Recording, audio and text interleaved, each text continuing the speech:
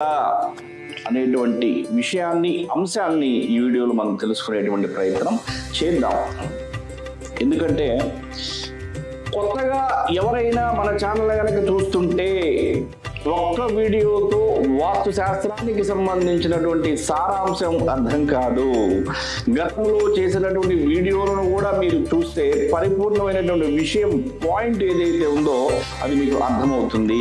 ఎందుకంటే ఈ ఛానల్లో గన్ షాట్గా, ఎందుకంటే ఏదైతే విషయం ఉందో విషయానికి తగ్గటువంటి పాయింట్స్ అన్నీ కూడా చెప్పడం జరుగుతుంది.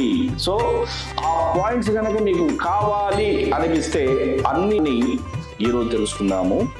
అవును, నిజమే మీరు విన్నది.